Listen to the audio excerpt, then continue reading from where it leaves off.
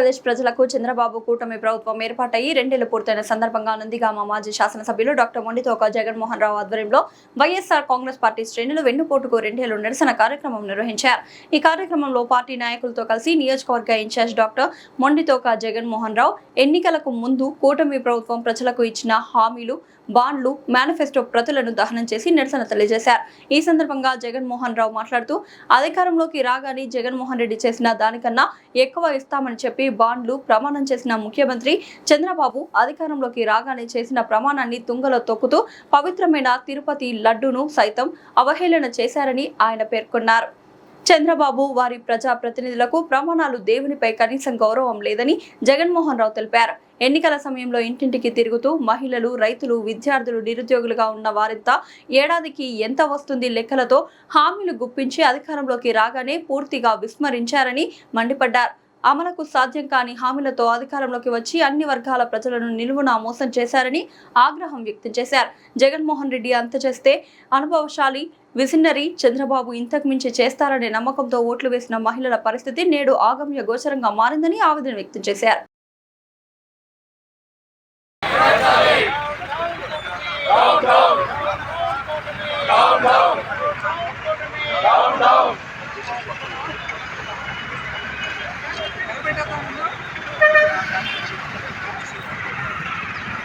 Okay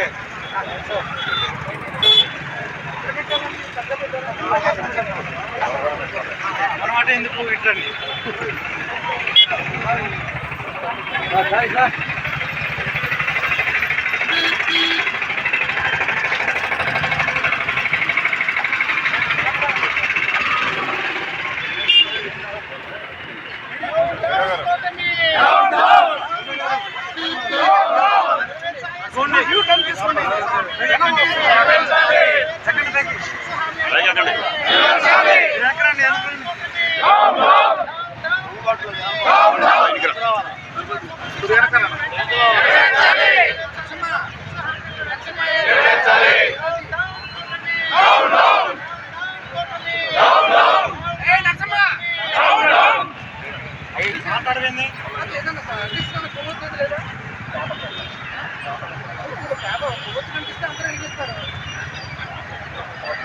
slogans గారు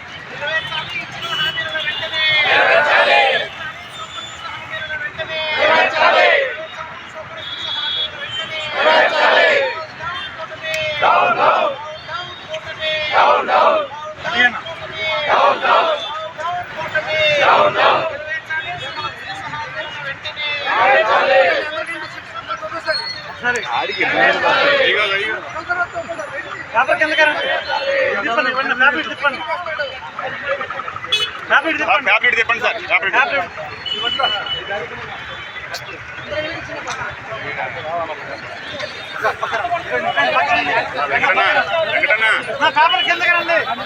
sir లేనా paper కింద కరండి, కింద కయండి.